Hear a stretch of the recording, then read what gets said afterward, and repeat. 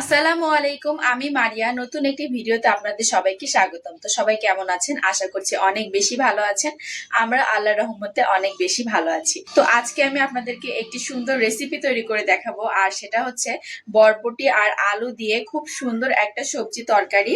তো চলুন রেসিপিটা শুরু করা যাক। এই তো আমি এখানে বরবটি, আলু, পেঁয়াজ, মরিচ সব কেটে ধুয়ে নিয়েছি একদম। তো এখন আমি রান্নাটা তুলে দিব, আর এই সবজিটা কিন্তু অনেক মজা হয় খেতে। তো চলুন রান্নাটা শুরু করা যাক। তো বরবটি সবজিটা রান্নার জন্য আমি এখানে একটা কড়াই নিয়েছি। এখন আমি এখানে একটু তেল দিয়ে দিব। তো আমি তেলে ফোড়ন দিয়ে দিব। ফোড়নে আমি এখানে কালো জিরে দিয়ে দিচ্ছি। এখন দিয়ে দিচ্ছি পেঁয়াজ মরিচ কুচি। পেঁয়াজ মরিচটা দিয়ে দিয়েছি, এটাকে একটু লাল লাল করে ভেজে নিব।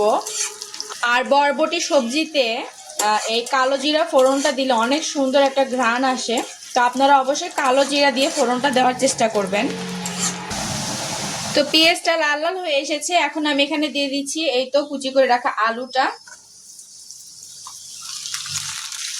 আলুটা দিয়ে একটু নেড়ে চেড়ে নিচ্ছি। এখন আমি এখানে পরপর সবগুলো মশলা দিয়ে দিব। দিয়ে দিচ্ছি একটু আদা রসুন বাটা, দিয়ে দিচ্ছি স্বাদ মতো লবণ, আর দিয়ে দিচ্ছি একটু হলুদ। এখানে আর কোনো মশলা দিব না। এখন এটাকে, এই মশলাগুলোকে আলুটার সাথে ভালো করে মিশিয়ে নিব। আর আমি আজকে এই আলু আর বরবটি এই সবজিটায় কোনো পানি দিব না। পানি ছাড়া এটাকে আমি সুন্দর করে ঢাকনা দিয়ে অল্প আঁচে এটাকে আমি সেদ্ধ করে রান্না করে নিব। তো আমি ঢাকনাটা দিয়ে দিচ্ছি। আমি ঢাকনাটা খুলে নিচ্ছি। তরকারিটাকে একটু নেড়ে দিতে হবে, এই আলুটাকে একটু নেড়ে দিতে হবে, না হলে আবার নিচে লেগে যাবে। বারে বারে ঢাকনাটা দিতে হবে আর খুলে খুলে এটাকে নাড়তে হবে। তো আমার আলুটা কিন্তু হালকা সেদ্ধ হয়ে এসেছে। এই তো দেখুন হালকা সেদ্ধ হয়ে এসেছে। এখন আমি এখানে বরবটিটা দিয়ে দিব। সবগুলো বরবটি এখানে দিয়ে দিলাম। এখন ভালো করে এটাকে নেড়ে চেড়ে মিশিয়ে নিব। বরবটিটাকে এখন ভালো করে আলুর এই মশলাগুলো আলুর সাথে মিশিয়ে দিতে হবে।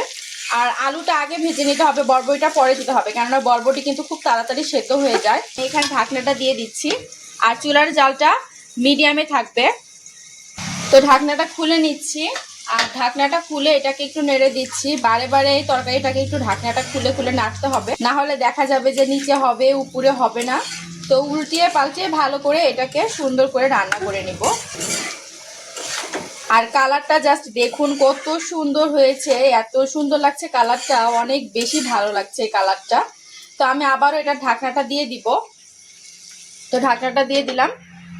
তো আমি কিন্তু ঢাকনাটা খুলে এটাকে বারবার করে নেড়ে দিচ্ছি, না হলে দেখা যাবে নিচে লেগে যাবে।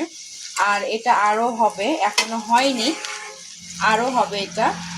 আর বরবটিটা কিন্তু অলরেডি সেদ্ধ হয়ে গিয়েছে। এই তো দেখুন অলরেডি এটা সেদ্ধ হয়ে গিয়েছে।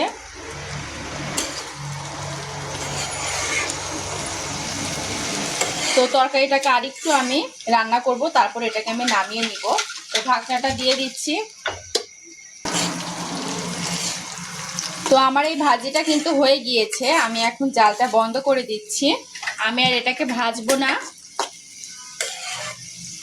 এভাবে নামিয়ে নিব। আর আমি তো চেখে দেখেছি, অনেক মজা হয়েছে, খুবই মজা হয়েছে, কি বলবো।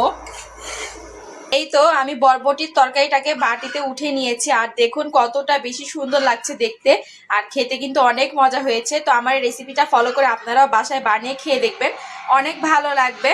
আর এই তরকারিটা কিন্তু রুটি পরোটার সাথে খেতে অনেক ভালো লাগে। সকাল বিকালে নাস্তা হিসাবে বলেন, সকালের নাস্তা হিসাবে বলেন, এটা কিন্তু বানিয়ে রুটি পরোটার সাথে খেয়ে দেখবেন, ভালো লাগবে। তো এই ছিল আজকের আমার বরবটি আলুর একটা তরকারি রেসিপি। তো কেমন লেগেছে অবশ্যই কমেন্টে জানাবেন। তো রেসিপিটা কেমন লাগলো অবশ্যই কমেন্টে জানাবেন। এবং আমার ভিডিওটি আজ এই পর্যন্তই, আমি আর আগাচ্ছি না। আমার ভিডিওটি ভালো লাগলে অবশ্যই লাইক কমেন্ট করে দিবেন, আমাকে সাপোর্ট করবেন। আজকের মতো আল্লাহ হাফেজ।